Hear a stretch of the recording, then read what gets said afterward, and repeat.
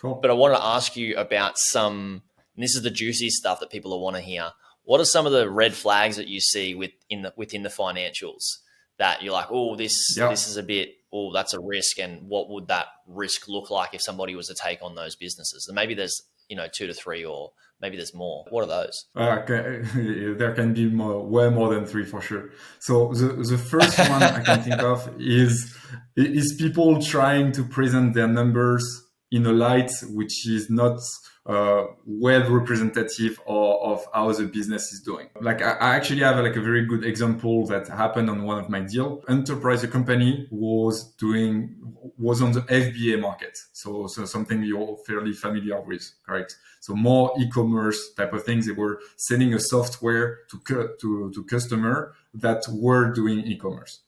And they were reporting on a cash basis, which means that you book your numbers only when they hit your bank account, as opposed to recognizing a revenue over 3 years if you have a 3-year client, for instance. Like that. Over the year, the customers, basically the target, they had more clients moving from monthly subscription to annual subscription. But since they recognize it on a cash basis, that meant that if you had a client who had stayed for 6 months and moved to an annual basis, in the book, you would have 6 months of monthly plus the equivalent of 12 months of subscription.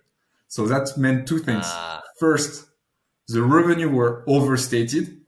Second, the growth was also overstated. So and both things which had like a huge impact on valuation.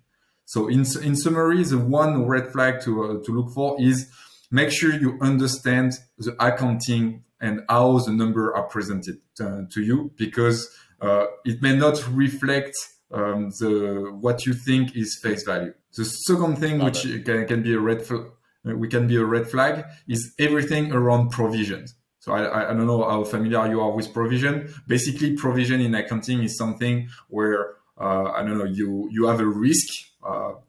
You want to recognize an expense so that it hits your P&L, even though the event that will lead to that expense has not happened yet. So it's just to be prudent, basically cautious about it. So the only issue with that is people use it to manipulate their net profits.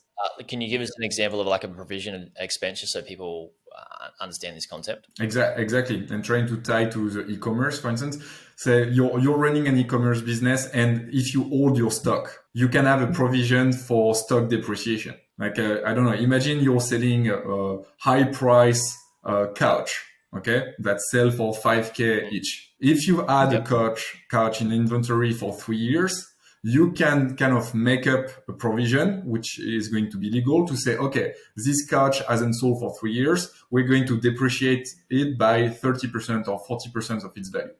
But really, you totally know that couch, even in 10 years, you can still sell it at full price, right?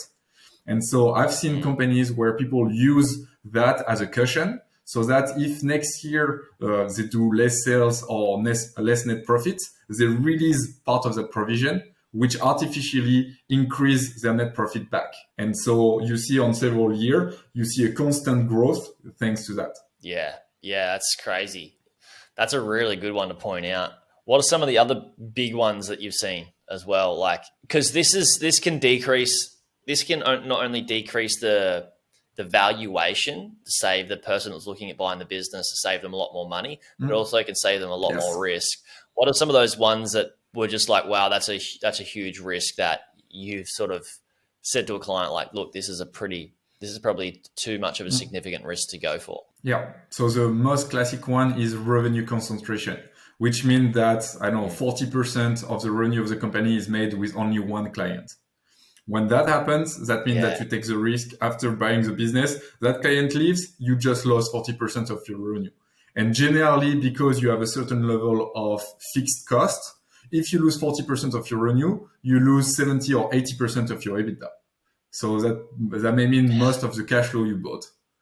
And the second thing, you should be super careful, because in theory, the argument which is always used by sellers is, but that customer has been with us for 5 years, is very loyal, blah, blah, blah. Sure. The only thing is you don't know what the personal relationship that the seller has with that buyer. Because if they're buddies, they may be even from the same family, you're at high risk that that customer has been staying only because they have such a great relationship. And the day you buy the business, then that customer may leave because of that. That's scary to think about and people talk about stickiness in SaaS businesses. The stickiness is tied to a personal relationship rather than the product being so good that their business is tied in and that it's going to be harder for them to leave. We call this single source dependency of revenue, or single source, and we have single source dependency of not just revenue, but single source dependency of traffic sometimes, where people are only getting traffic from one source and it gets changed by an algorithm update and they go, oh, wow, like I've just lost all of this traffic, which means when they've lost all of that traffic, they lost that same, usually ends up being similar, same portion percentage wise of revenue that they have lost.